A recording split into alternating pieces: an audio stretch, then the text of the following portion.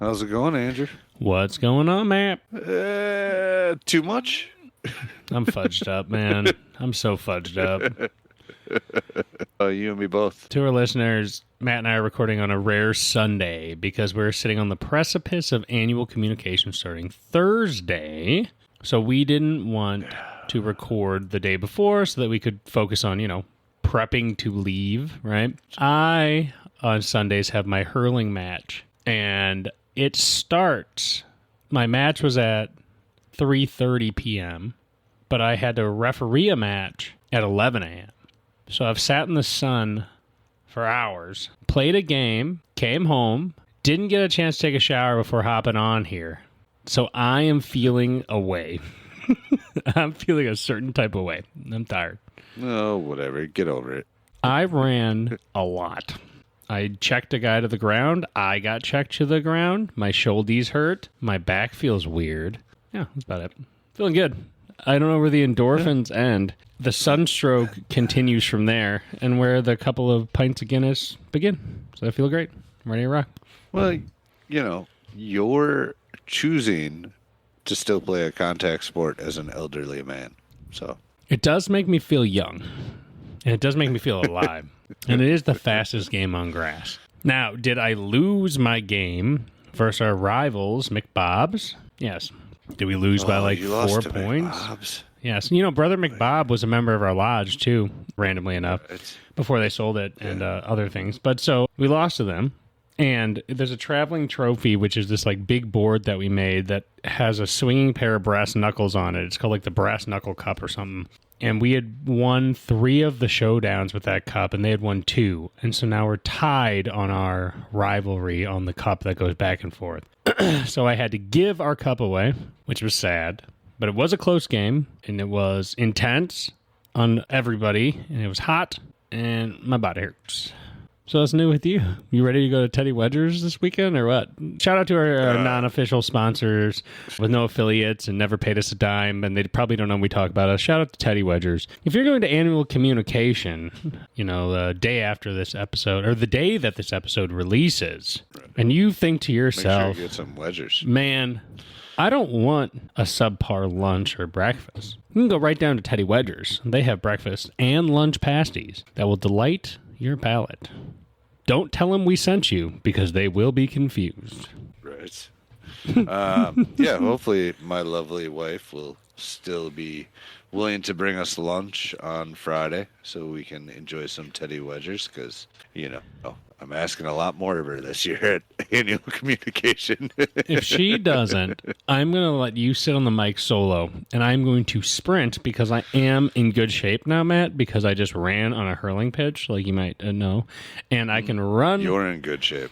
Oh, yeah, I can run. You'll see. I can run down to Teddy Wedger's, get us some original Cornish pasties, well, probably Youper pasties, and then run my butt back probably in 13 minutes.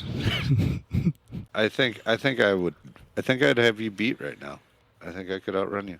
I would love to see that. I am taller than you. Ran. I have longer legs. I sprint more. I have a lot less weight to move. Doesn't matter. Legs count, man. I'm a former cross-country runner. Got the mindset. I would love to do a race. I'd do a race any day, my boy. If you can do it live. I ran 1.6 continuous with hills the other day. Let's go. I could do it. You'll see. Let's see. We'll have to do a race. Or, here's a good idea. We'll have to put some wagers on it. We'll have to get our listeners involved in this. Have you ever heard about a game, the fastest game on grass? It's called hurling. We can get your butt on the pitch. I'm not interested in playing. Nope, not interested. You don't want to be a warrior? A game of warriors? My knees don't allow for contact sports anymore. So I think I rest my case. Running is not a contact sport. Can be if you run into stuff. You hit a tree, suddenly it's a contact sport, boyo. That would be something you would do, run smack into a tree. I could Wouldn't see be the that. first time, won't be the last. That tree was left worse for wear than I was, tell you that. That sapling. All right. Plowed through, baby. Hit the music. We've tortured our listeners enough. Loosen up your ties and roll up your sleeves. It's time for Fellowship with Matt and Andrew. The views and opinions expressed on this podcast are not necessarily the views and opinions of the Grand Lodge of Wisconsin or any other Grand Lodge or any appended body. All right. We are back today, and as we sit on the precipice of a day of release of annual communication, the biggest day in the year for Wisconsin Freemasons. How are you feeling, Matt? Ask me after. I'm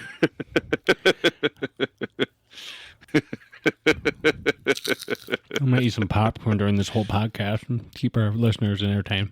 Oh, yeah, you're going to annoy our listeners. That is... Grossest Listen to sound. Andrew eat this popcorn. Grossest sound in the world. I'm excited. I'm very excited. Our listeners know that I've said I've come with a new strategy. I'm not going to stay out too late the day this episode releases. If you are a listener who's there, stop me. Help me behave myself so I'm not too tired. I'm willing to take bets. I'm willing to take bets on this.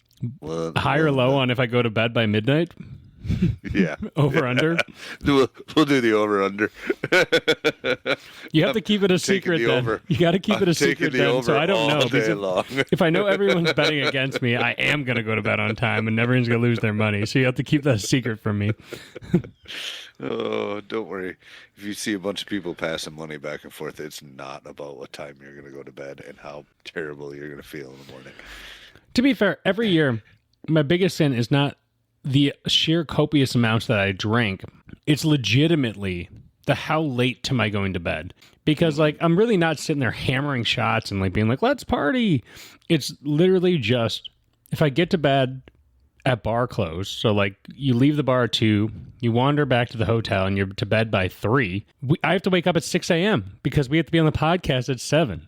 That is the main problem. If not, like earlier, sleeps. I'll probably be over there 6:30 Friday morning. Well, I don't wake up at that time. So, unfortunately for you, I'll be there at 7. But, yeah, that's you're my going to have to biggest set it up Thursday.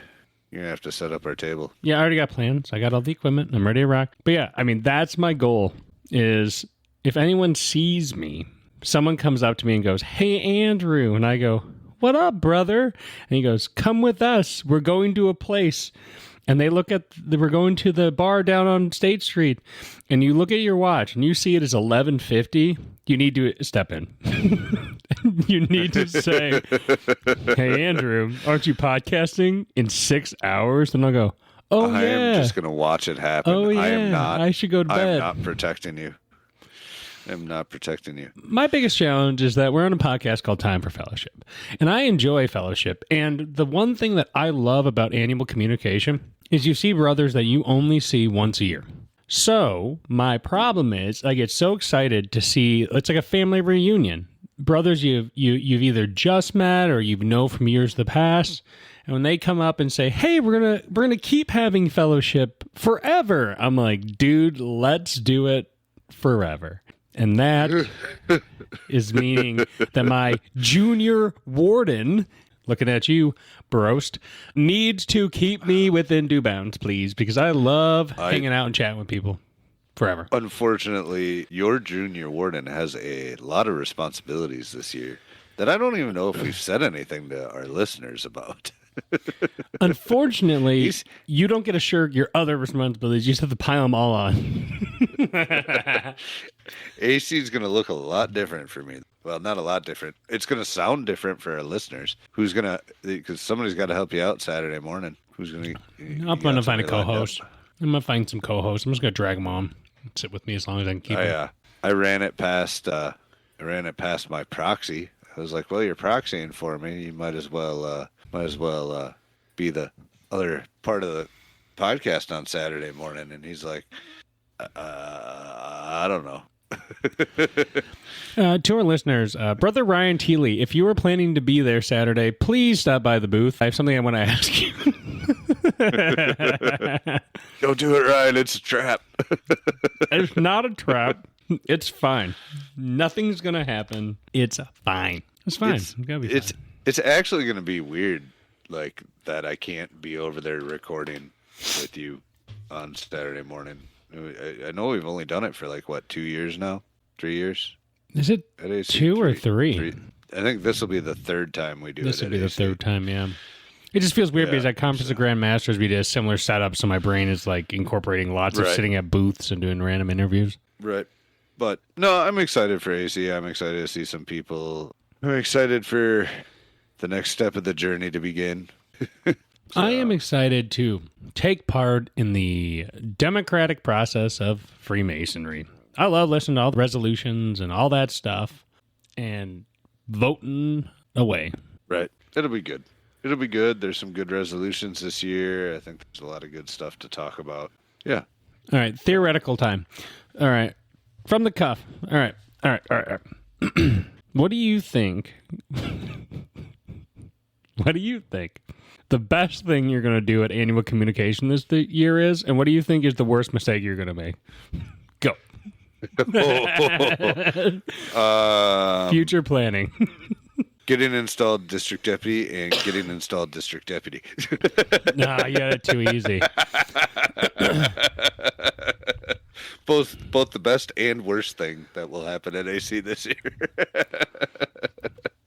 I think the best thing I'm going to do this year is reconnect with a lot of my friends who I don't get to see very often from around the state. And I think the worst thing that's going to happen to me is I'm going to have two problems. Either A, I'm going to say stupid things at some point to the wrong people, and they're going to be like, Andrew is a weirdo. And I'll go, yep. And then the other That happens every year. Now, that's true. It's probably a good bet. The other thing is I'm going to spend a long period of time trying to find our senior deacon, your proxy, to make sure that he makes it to vote on time. I think those are the two paths that I'm going to be on, one or the other. Yeah. I think this year, we're going to see if you can step up to the plate. I'm finally going to pass the babysitting torch. Okay. For our listeners, Matt has not babysit me. I've just been his third wheel for like 3 years. It's been great. It's great to have a third wheel. Have you ever rid a tricycle? It's relaxing. Bikes are overrated. Trikes are comfy and cozy. I've been a third wheel, and I've been made Matt and Olivia comfy and cozy because there's more stability there. Because a trike is stable. The baby city is going to become the babysitter. To be fair, even though I am a silly guy and I roam around being silly, for the most part, I am a blessing on everyone. They're like, this guy is great. Wow. I am a ray of sunshine upon anybody who meets me, whether they like it or not, just like the sun be shining. I was going to say, that ego boy. They might get a sunburn, but one way or another, that sun be shining. Hold on. Go grab your wife. Let's put her on a microphone and see how she feels about this. She already knows. She's burned by it all day.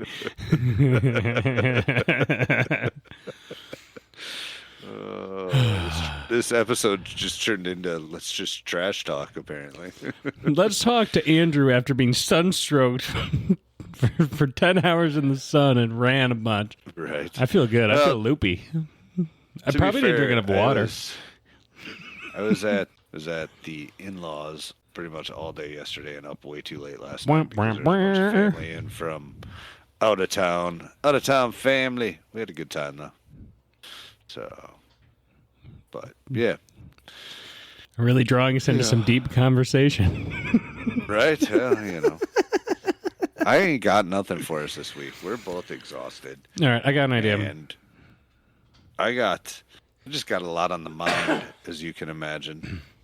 All right, I got an idea. So, question for you. We're going to go down a Hodag hole. How do you think that Freemasonry helps people with dealing with a midlife crisis?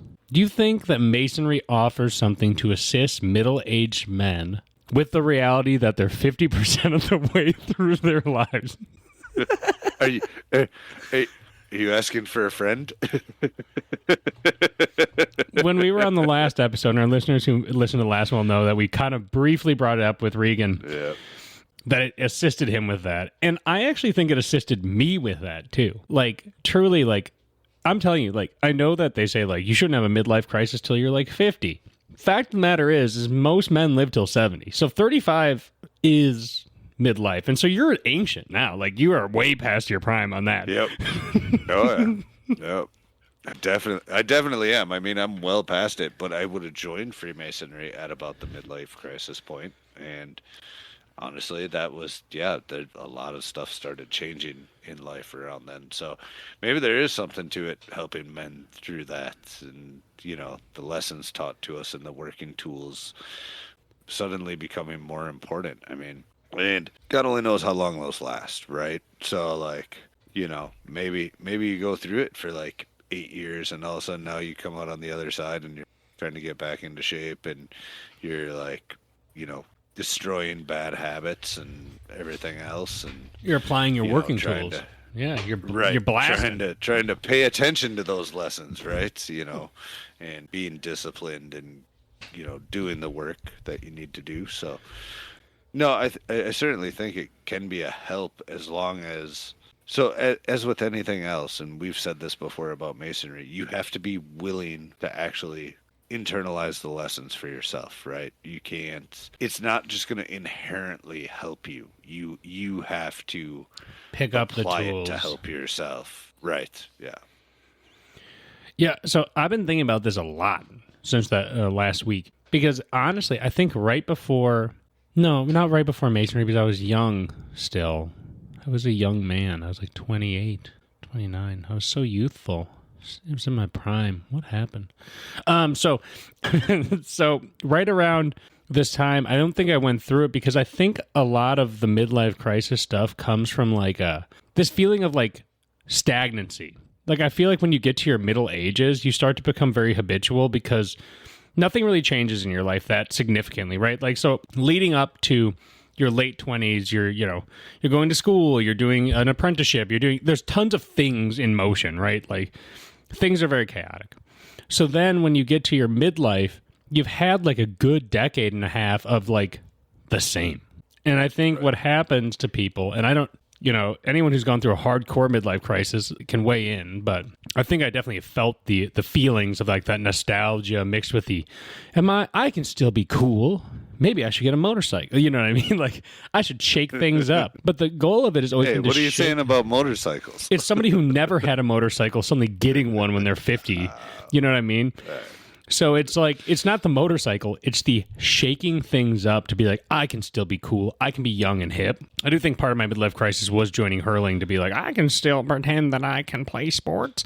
But like, it's that. And I do think that Masonry serves a good function of shaking off that stagnancy because there's so much to do and new and unique experiences all over the place. You can do tons of things you'd never imagine you would be doing. And I feel like that keeps the scaries away. It keeps the midlife scaries away because you're like, I'm not stagnant. I'm doing new things. I'm learning new things.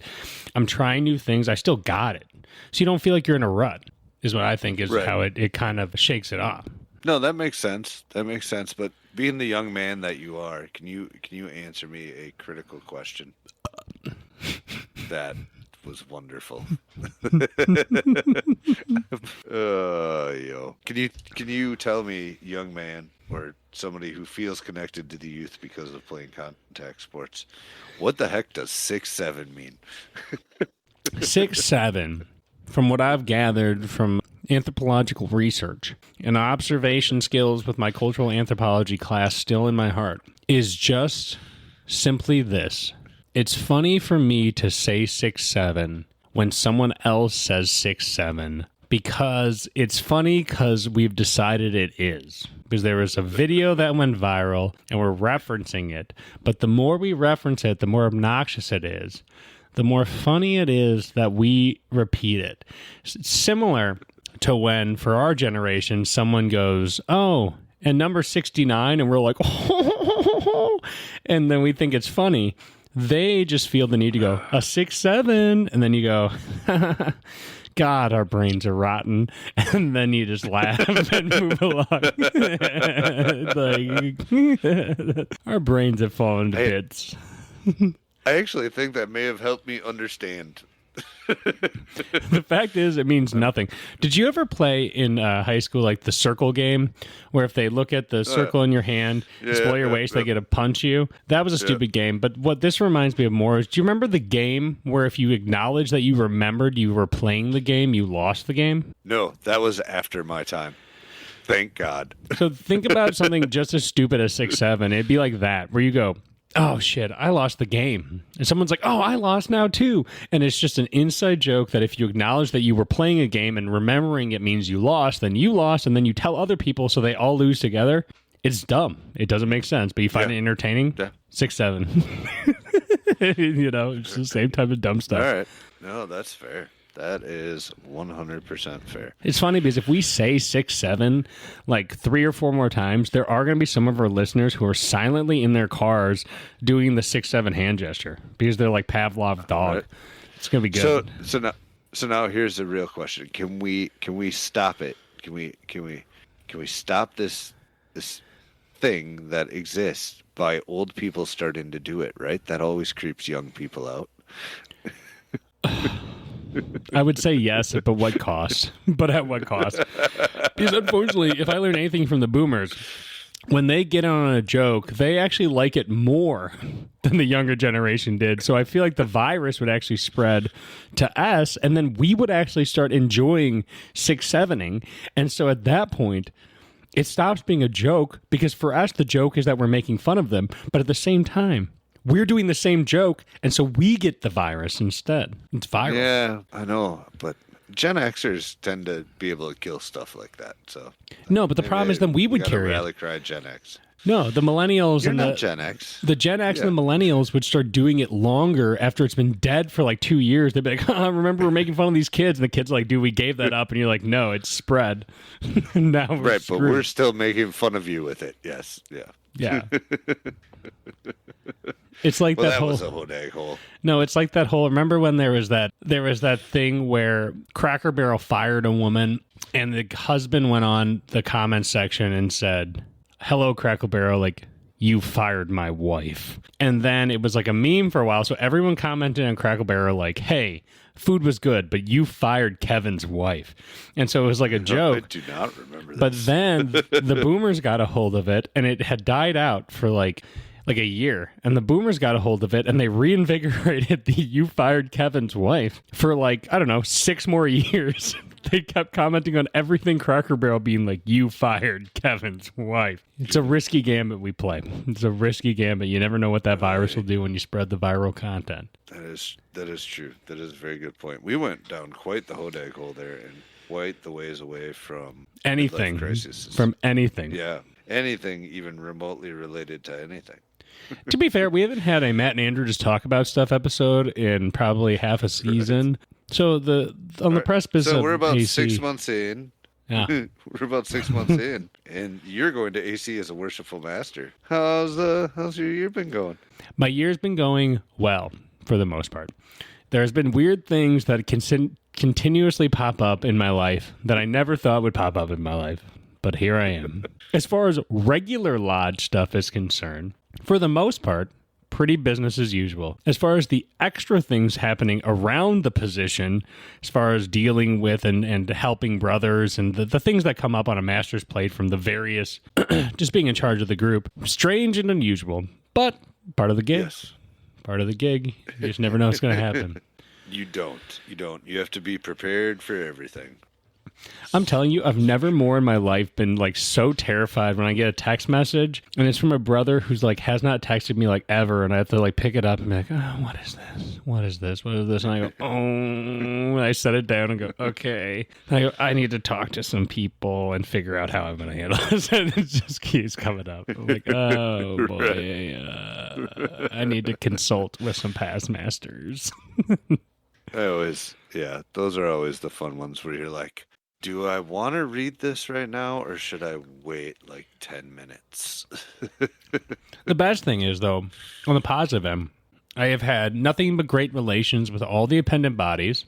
No issues on that front, which has been lovely. Not to jinx it, knock on wood. We've been in good and, just great, collaboration, which I love.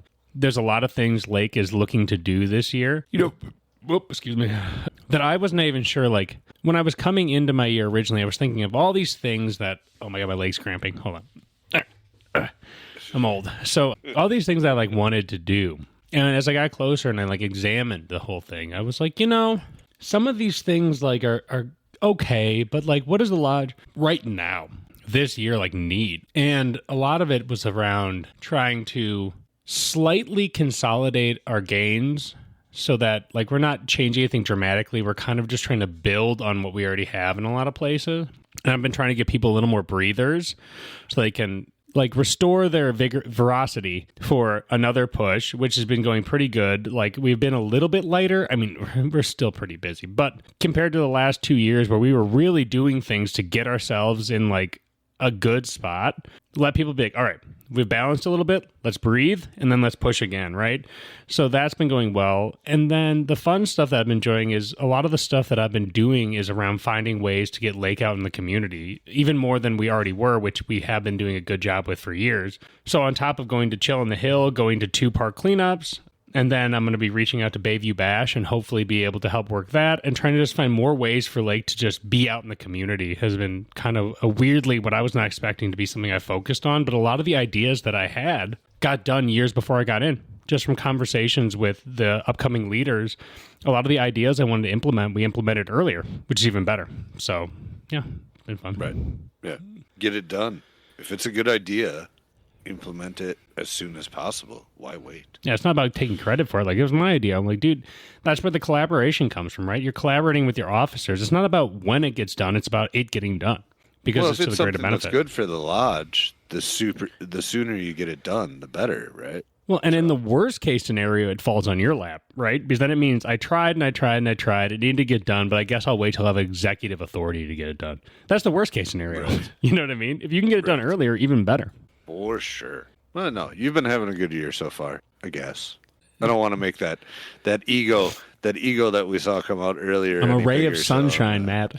I'm going to be careful about what I say. But Art always says, "Hi, sunshine," when he sees me. Our brother Art always says, "Oh, there's my ray of sunshine," when I shake his hand, which is a strange compliment. But you know what? Maybe he's to blame for this ego. Art did this too. Don't try to pass it off on other people. Don't try to pass it off on Art. He says, "Oh, you're always just so smiley and happy. You're like sunshine." And I was like, "Yes, I am."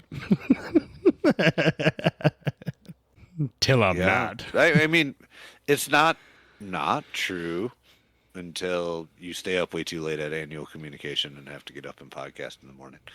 Yeah, then I'm a little more storm cloudy. Then I'm a little more like, oh my God, Matt, what did I do to my life? Until Matt's blowing up your phone at 6:15 in the morning going, are you up? Are you alive? Are you going to make it on time? Yeah, and then 15 minutes later, I read your message. I'm like, I'm getting in the shower. Hold on. And I Superman change, run down and go, you know what? I'm running late, but I am going to stop at the Starbucks quick because this is an important stop. And I get some coffee and then come over there. Coffee's important. I needed that fuel. Oh, boy. It's going to be interesting this year. It's going to be very, very interesting and busy. Who are you most excited to see in annual communication this year? Of the people you don't get to see often? That's a really solid question. So I just have to preface that and with why? Okay. I have to preface that with I've been out traveling a ton, so I see people on a more regular basis that way. And also, our Grand Lodge line has been very active in traveling, so I see a lot of those guys on a regular basis. And then joining the Valley of Madison, I see a bunch of the guys that I was always excited to see, like Cruz. I see him once a month now. So that is a very, very, very good question. Cool, so send it. No, that's my problem right now. I am unsure. Actually, no. You know what? There's one person that I have not gotten to see in quite a while. I've spoken with a couple times, but I am really excited to see Most Worshipful Dave Ritchie. Oh, that'll be lovely. I think on my top 3 list, I'm excited to see Max Genendorf, who I believe told me he was coming down because he's so far up north. I don't get to see him very often. I'm excited. Yeah, I even got that. I'm excited to see. Oh, he said he might be doing the pass. Maybe it was last year or is it this year? Maybe it is. I don't remember. But if he is, we're supposed to say hi, not just give him the pass and walk past. I'm excited to see Right Worshipful Joe Thompson because I like seeing him every time I see him. So that always makes me I stoked. just saw him a couple of weeks ago. I'm excited to see Most Worshipful Past Grandmaster Mike DeWolf because even though I saw him like a couple of weeks ago, he's been gone for so long, traveling. He's been traveling out in Asia for a while, so I haven't seen him in a while, and so we didn't really get to catch up that much. And even though he's going to actually be too busy to talk to me for the most part. But I'm excited to see him because I only get to see him a couple times a year, usually in earnest, and so I always look forward to seeing him. I am excited to see Cruz. Obviously, I'm not in the Valley of Madison, so I don't get to see him as much. I always see him at AC, and I always make a point to say that he's my favorite, so he's still on the list because I love seeing Cruz. And I believe that brother Ryan Teely is going to be there on Friday, I believe. I'm excited to see him too.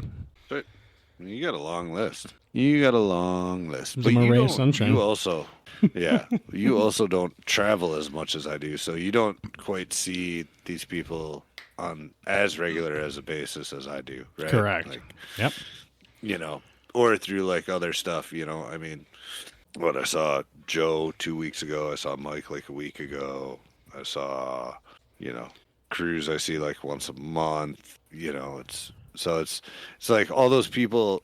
Masonry's become smaller for me. Max, I even saw in person, not all that long ago when I went up to Rhinelander to present at the education day, So I get to run into some of these people on a regular basis that all of those people would have been on my list, but now I just have more regular interactions with them. Pro tip for the reason why it's important to travel. Your AC list is smaller because you see people more. Right. Other pro tip. If you don't want to travel, your AC list will be longer because you'll be more stoked. Pros for both. I mean, there's a ton of people I'm always excited to see. I have a great time at AC every year, and I love talking to anyone and everyone, and that'll be the same again this year. I like engaging in good conversations. I like hearing people's ideas. Yeah, so it'll be good. And then shout out to the people who will be on our list that we haven't even met yet. You know what I mean? That's the crazy part. Every year you meet someone else and you're like, God, I like that guy. I can't wait to see him next year.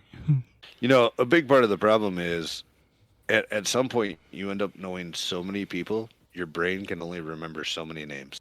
No, you got to have a little notebook in your pocket and you write them down every time. That's my secret. I'm pretty sure you don't do that anymore. I can bring it back. I have a little notebook right over there. I can bring it right back. It's coming to AC. At 1:00 in the morning, I'm gonna see Andrew writing notes in a notebook. Now you're gonna watch me in the corner of hospitality laughing and talking to someone, and then going 1 second and turning around not so suddenly, and then just writing down their name, and then slipping my pocket. Like, sorry, I just had to take a phone call. And they're like, you didn't pick up your phone, and you're like, how about you mind your own business? And then I'm just. Right. You're like, I'm a ray of sunshine. And then like, oh, Andrew's about to get thrown out. Oh, my God. Oh, my God. All right. Maybe I'm not done being the babysitter yet. You can't save me from myself. By the way, you've never actually babysat me, besides me following you around sometimes to places. Whenever I've been out doing stuff, you just left me to die, or you lose me. No. In my defense, I do typically end up at some point in the night going, where did Andrew go? I gotta go find Andrew. I'm on the roof just dancing, and you're like, oh no. I don't know what he got up to or who he's potentially talking to, and then usually I find you, and I'm like, oh my God, he's got X person cornered. Like, I'm gonna have to go intervene in this conversation. He's talking to past Grandmaster so-and-so, and that guy's hanging on his shoulder, and they're hugging each other. You're like, something's going wrong over here. We got to bail him out. I can guarantee one thing. It'll prove to be entertaining this year. So I'm going to be a good boy because I am a master of the lodge, and I have to maintain my decorum. Sometimes. Okay. I'm only drinking I will Tecate believe Light, it when I see it.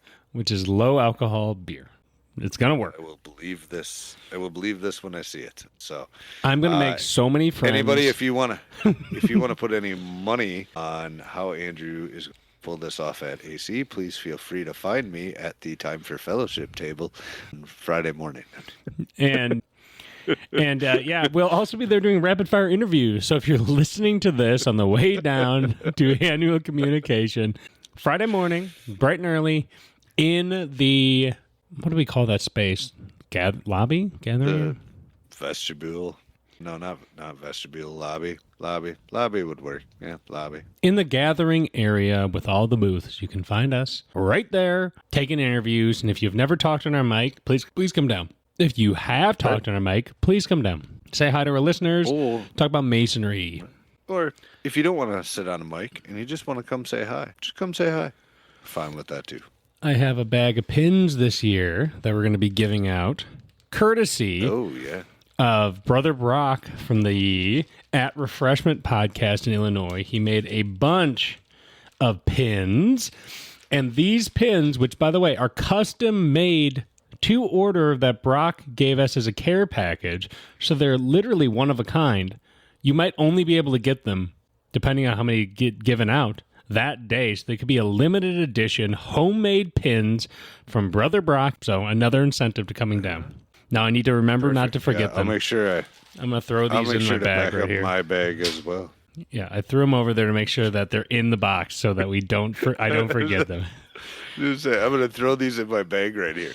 Randomly chucks it across the room near something I can assume is probably a pile of stuff to be packed. No, it's actually, here's the messed up thing. It's actually a picnic basket. And in the picnic basket is all of our podcasting stuff. Because I've been carrying around in a picnic basket. So it's in a little weaved picnic basket. Well, we should really stop torturing our listeners. If you're going to be at AC and you listen, I look forward to seeing you. And if we haven't met yet, but you listen to the show, please feel free to come introduce yourself and tell us how much you're annoyed by us. And you can tell Matt that I'm a ray of sunshine. Please. Just do it for me. Just do it for me. Please. God, that's going to become a theme of the weekend now. Everybody's going to walk up to me and go, Andrew's truly a ray of sunshine in my life. Good. This is true. I'm just going to vomit every time. Good. It's true. Not to go down a last Hodag hole before we wrap up here, but something just came to my mind. Brother Dave Vargas has been begging us to make a T-shirt for the show. So the idea that we came up with on the T-shirt is it should be the Teddy Wedgers building with a Hodag coming out the door or out of a hole there with native plants planted somewhere, and then a dog poop scooper leaning on the door, and Jack Blackberry in the corner, and every time for whatever inside joke on a shirt that says Time for Fellowship with Matt and Andrew. So I think we need to workshop that, and I wanted to put that in the universe so that our listeners can demand it, because that could help us. Right. Or they could design it for us. Yeah, I would like that too. If you guys want to see that or feel like designing it for us, yes, please feel free to send us your ideas at timeforfellowship@gmail.com. timeforfellowship@gmail.com. You guys have a great one. Share on socials. Go to Facebook. Go to whatever's. And you can listen to us on Discord. Links in the show notes. Love you. Bye.